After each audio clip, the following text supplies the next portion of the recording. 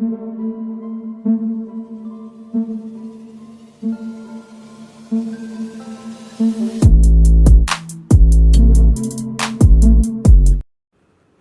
दोस्तों, scary story official में आप सबका स्वागत है। आज की कहानी की तरफ बढ़ने से पहले चैनल को सब्सक्राइब कर लीजिए और अगर कहानी अच्छी लगती है तो प्लीज़ लाइक एंड कमेंट करना मत भूलिएगा। तो आज देर नहीं करेंगे, कहानी की तरफ बढ़ेंगे। कहानी रत्नेश जी की है। रत्नेश जी एक ऑफिस में जॉब करते हैं और उनकी फैमिली में उनकी वाइफ हैं और 2 बच्चे हैं। तो ये लोग बहुत खुश हैं और अच्छे से रह रहे हैं। रत्नेश जी रोज़ सुबह 9 बजे ऑफिस जाते हैं और रात को लगभग 9-10 बजे के आसपास ही वापस लौटते हैं। तो इनका रोज़ का यही रूटीन है। आज वो जब ऑफिस से वापस आ रहे थे तो बीच रोड पर इन्हें एक लड़की आते हुए दिखती है। लगभग 15-16 साल की थी और गरीब लग रही थी। वो ज़्यादा पैसे वाली नहीं लग रही थी। देखने से उसके कपड़े और उस सब से अंदाज़ा लग रहा था कि ये मिडिल क्लास या उससे लोअर है। तो ये उसे गौर से देख रहे थे। वो कुछ परेशान सी दिख रही थी और रो रही थी शायद। तो ये अपनी बाइक थोड़ा धीमा कर लेते हैं और सोच रहे थे उससे बात करेंगे कि आखिर क्या प्रॉब्लम है, क्योंकि रात हो गई थी। तो वो जैसे ही उसके करीब पहुंचने ही वाले थे तभी सामने से एक ट्रक आ रहा था और उस लड़की का वहीं पर एक्सीडेंट हो जाता है। ये एकदम शॉक्ड हो जाते हैं ये देख करके, आखिर ये क्या हुआ। ये अपनी गाड़ी फेंकते हैं और तुरंत दौड़कर जाते हैं, उसे उठाते हैं और उठा करके देखते हैं तो पता चलता है अभी उसकी सांसें चल रही हैं। तो उसे लिफ्ट मांगते हैं और उसे हॉस्पिटल ले जाते हैं। हॉस्पिटल में डॉक्टर देखते हैं और लगभग 1 घंटे बाद पता चलता है कि उसकी सांसें थम चुकी हैं और वो अब इस दुनिया में नहीं है। ये सोच करके रत्नेश जी बहुत ज़्यादा डर जाते हैं और पुलिस आती है तो उसको भी वो पूरी बात बताते हैं कि ये बीच रोड पर चल रही थी, शायद परेशान थी, घर में कोई प्रॉब्लम हुई होगी। तो ये ज़्यादा पुलिस वाले इनसे खैर पूछते नहीं हैं। ये दुखी मन से घर की तरफ चल देते हैं और उनके घर वालों का भी पता नहीं चला था। पुलिस वाले पता लगा रहे थे, लेकिन अब इनका काम ख़त्म हो चुका था। तो ये घर पहुंचते हैं। आज बहुत लेट हो गया था, 12 बज गया था घर पहुंचने में। तो घर पहुंचते हैं, दरवाज़ा जैसे ही नॉक करते हैं तो इनकी वाइफ दरवाज़ा खोलती हैं। बच्चे सो चुके थे। तो वाइफ पूछती हैं क्या बात है, तो वो बताते हैं पूरी बात कि ऐसा ऐसा हुआ है आज। तो वो कहती हैं कि परेशान मत हो और क्या कर सकते हैं, आपने तो कोशिश की लेकिन अब नहीं बच पाई तो उसमें हमारी कोई गलती नहीं है। तो ये कहते हैं हाँ ठीक है। ये जाते हैं, फ्रेश होते हैं और उसके बाद खाना खाने बैठते ही हैं। तभी वो बोलती है कि आपको कभी भी कोई भी ज़रूरत हो तो आप बताइएगा। इतना कह करके वो एकदम से गायब हो जाती है। रत्नेश जी वहीं पर बैठे रहते हैं और बैठे बैठे सोच रहे थे कि आखिर ये क्या था। वो बैठे सोच ही रहे थे तभी उनकी वाइफ आ जाती हैं और वो बोलती हैं कि आप इतनी रात में यहाँ पर क्या कर रहे हैं। तो वो सोचते हैं अगर इसको बताएंगे तो कोई प्रॉब्लम हो सकती है, इसलिए ये अपनी वाइफ को कुछ नहीं बताते हैं और बोलते हैं कि मुझे नींद नहीं आ रही थी इसलिए मैं यहाँ आकर बैठ गया था। तो वो बोलती ठीक है, अच्छा सो जाओ, कल ऑफिस जाना है ना। तो वो कहते हैं कि हाँ ठीक है ऑफिस जाना है, लेकिन इस समय ऑफिस में इतनी टेंशन चल रही है, हो ना हो मेरी जॉब जा सकती है क्योंकि बहुत प्रॉब्लम हो रही है। तो वो बोलती है अरे नहीं ऐसा कुछ भी नहीं होगा, हम ट्राई करेंगे और बॉस से बात करना, सब ठीक हो जाएगा। बस ये बोल करके दोनों चले जाते हैं सोने के लिए। सुबह होती है, रत्नेश जी ऑफिस जाने के लिए रेडी होते हैं लेकिन मन नहीं हो रहा था उनका क्योंकि ऑफिस में इतना कुछ चल रहा था। तो जैसे ही ऑफिस पहुंचते हैं तो एकदम से चौंक जाते हैं क्योंकि इनके बॉस गेट पर ही मिलते हैं और वो रत्नेश जी को बुलाते हैं और बोलते हैं कि रत्नेश जी हम आपके काम से इतना खुश हैं कि आज आपका प्रमोशन है और आपको एक गाड़ी दी जाती है। ये सुनकर ये रत्नेश जी एकदम चौंक जाते हैं, ऐसा कैसे हो सकता है। मतलब कल तक तो ये था कि मेरी जॉब जा सकती है लेकिन आज मेरा प्रमोशन प्लस गाड़ी, ये सब कैसे हो सकता है। अब ये इतना ज़्यादा खुश थे। ये ऑफिस में जाते हैं, सब लोग वेलकम करते हैं, फ्लावर देते हैं उनको और इनका नया केबिन मिलता है इनको। बॉस की तरफ से इन्हें एक फ्लैट भी मिलता है।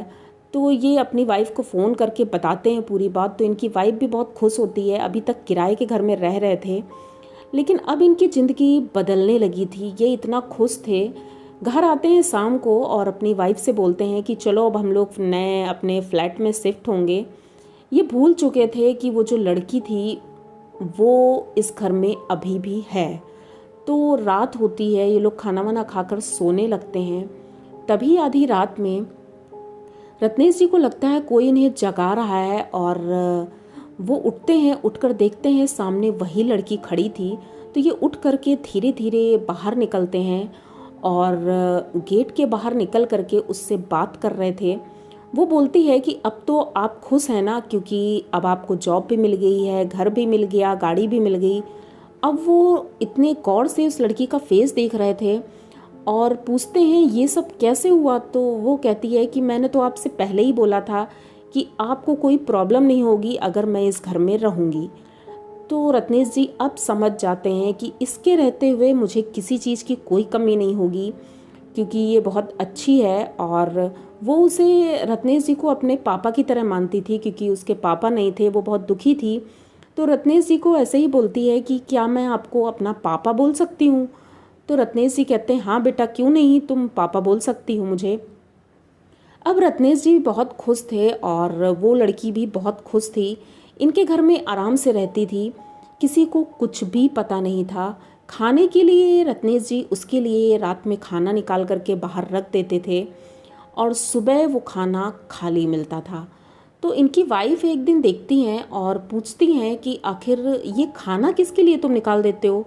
तो वो बोलते हैं कि अरे जंगली जानवर, कुत्ते और गाय वगैरह आती हैं, इसलिए हम निकाल देते हैं बाहर, कि इससे अच्छा ही रहता है हमारे लिए, मतलब बहुत अच्छा रहता है। तो वो कहती ठीक है, अच्छा कोई बात नहीं। अब नए फ्लैट में ये लोग शिफ्ट हो जाते हैं और सब कुछ बहुत अच्छा था। वहाँ की सोसाइटी भी बहुत अच्छी थी। दोनों बहुत खुश थे। अचानक एक दिन बच्चे स्कूल से आ रहे थे और बस का एक्सीडेंट हो जाता है। उसमें बहुत बच्चे मारे गए थे और एक्सीडेंट की वजह से सभी हॉस्पिटल में पहुंच गए थे। थोड़ी देर बाद रत्नेश जी के पास फ़ोन आता है कि स्कूल बस का एक्सीडेंट हो गया है, आप लोग जल्दी से आ जाइए। तो रत्नेश जी और उनकी वाइफ हॉस्पिटल पहुंचते हैं। जैसे ही हॉस्पिटल पहुंचते हैं तो रत्नेश जी देखते हैं कि उनके दोनों बच्चे स्कूल के बाहर खड़े हैं, क्योंकि छोटे छोटे थे अभी वो, और उनका हाथ पकड़कर वही लड़की खड़ी हुई है। रत्नेश जी ये देख करके एकदम से चौंक जाते हैं, दौड़ करके अपने बच्चों को उठाते हैं। अब इनकी वाइफ भी जाती हैं और मिलती हैं बच्चों से। बच्चे एकदम ठीक थे, सभी चौंक गए थे, इनके टीचर्स भी और जितने हॉस्पिटल में लोग थे, क्योंकि बस में एक भी बच्चा एकदम स्वस्थ नहीं था, सबके चोटें आई थीं, लेकिन इन दोनों को कुछ भी नहीं हुआ था। ये बहुत आश्चर्य वाली बात थी। तो रत्नेश जी अब बहुत ज़्यादा खुश थे और उस लड़की के शुक्रगुजार थे कि उसकी वजह से आज हमारे बच्चे बच गए हैं।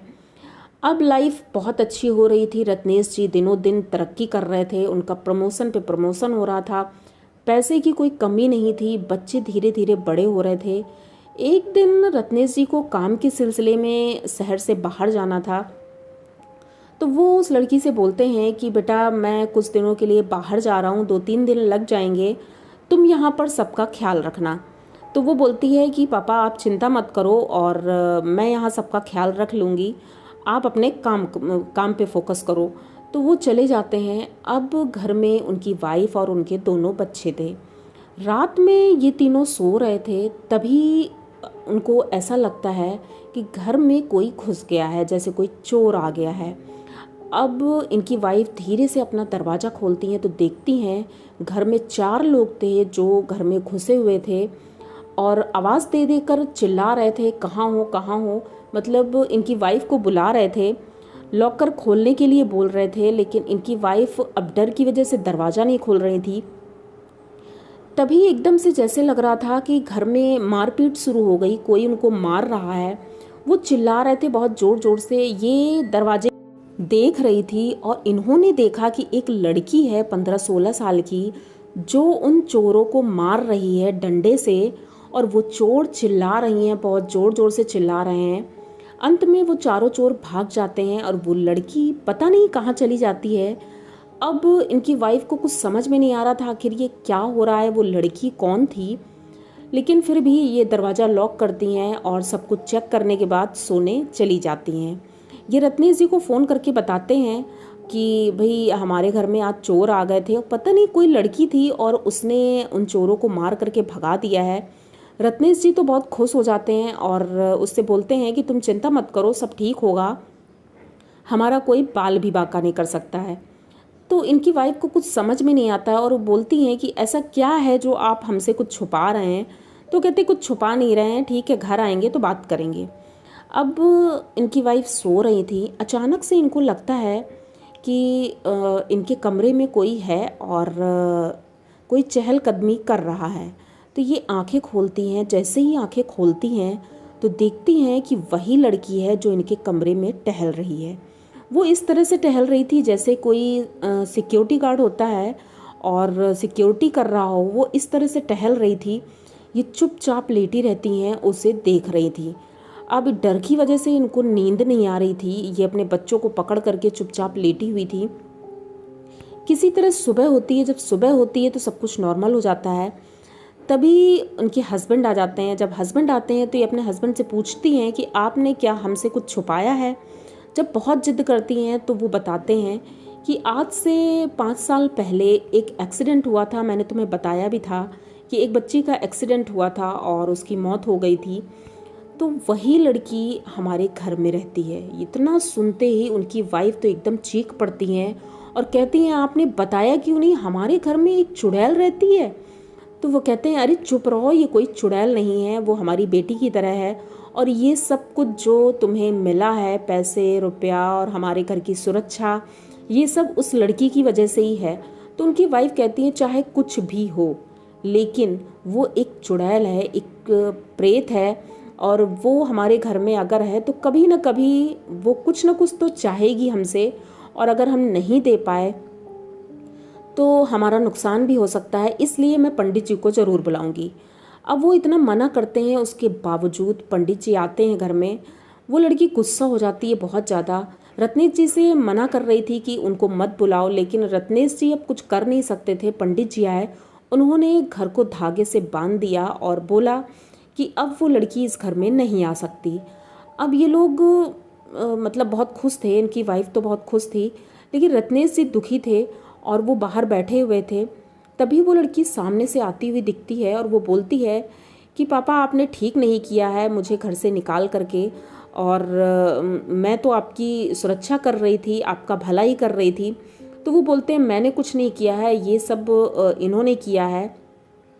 उनकी वाइफ अंदर से सुन रही थी और उन्हें बहुत अजीब लग रहा था कि ये किसी अनजान से बात कर रहे हैं, ऐसी शक्ति जो दिख भी नहीं रही है। तो तभी वो दूसरे के घर जाती है। इन्होंने साफ देखा बगल वाले घर से इनके घर में कूदती है और जिसकी वजह से, उसकी शक्ति की वजह से, वो जो धागा पंडित जी ने बांधा था वो एकदम से जलने लगता है और रास्ता खुल जाता है। वो लड़की इनके घर में फिर से प्रवेश कर जाती है और इस बार रत्नेश जी कहते हैं कि जब तक मैं जिंदा हूँ ये मेरे घर से कहीं नहीं जाएगी, तुम्हें जो करना है तुम कर लो। अब इनकी वाइफ भी अब कुछ कर नहीं सकती थी। उन्होंने बोला ठीक है, अच्छा वो हमारे घर में रहेगी, लेकिन अगर कोई प्रॉब्लम हुई तो मैं तुरंत पंडित जी को बुलाऊंगी। तो वो लड़की फिर पहली बार इनकी वाइफ को क्लियर दिखी थी और उसने बोला था कि मैं आप लोगों का बुरा कभी नहीं करूंगी, जब तक मैं यहाँ पर हूँ धरती पर तब तक मैं आपके घर में रहूँगी, आपकी सुरक्षा करूँगी और आप लोगों के लिए अच्छा ही करूँगी। उस दिन के बाद से लगभग 25 साल तक वो लड़की उनके घर में रही है। उसके बाद अचानक से एक दिन रत्नेश जी के सपने में वो आती है और वो बोलती है कि पापा अब मेरे जाने का समय आ गया है और अब मैं यहाँ से जाऊँगी। तो वो बहुत दुखी होते हैं लेकिन खुश भी होते हैं कि उसको मुक्ति मिल गई है। और उस दिन के बाद से वो लड़की इन्हें कहीं नहीं दिखी। ये बहुत इंतज़ार करते थे उसका और बहुत उसे प्यार करने लगे थे क्योंकि एक बच्ची थी वो और इन्हें इतना प्यार करती थी, तो ये उसे बहुत मिस करते थे। लेकिन उसके बाद से वो इन्हें कहीं दिखी नहीं। लेकिन अब ये इतने पैसे वाले हो गए थे, इतना इनके पास रुतबा था, तो किसी चीज़ की कमी भी नहीं थी। ये सब उसी की वजह से हुआ था। इनकी वाइफ भी अब खुश थी बहुत कि उसकी वजह से कुछ नुकसान नहीं हुआ, हमारा अच्छा ही हुआ है। तो ये कहानी रत्नेश जी ने हमें सुनाई है। अब पता नहीं कहाँ तक सच है या झूठ है, लेकिन जैसे उन्होंने सुनाया है तो वो कहानी मैंने आप लोगों को सुनाई है। अगर अच्छी लगी हो तो प्लीज़ चैनल को सब्सक्राइब करिए, लाइक कमेंट करिए, शेयर करिए और बने रहिए हमारे साथ। इसी तरह की नई और अनोखी कहानियाँ मैं लेके आती रहती हूँ। तो मिलते हैं फिर किसी नई कहानी में, तब तक के लिए डरते रहिए।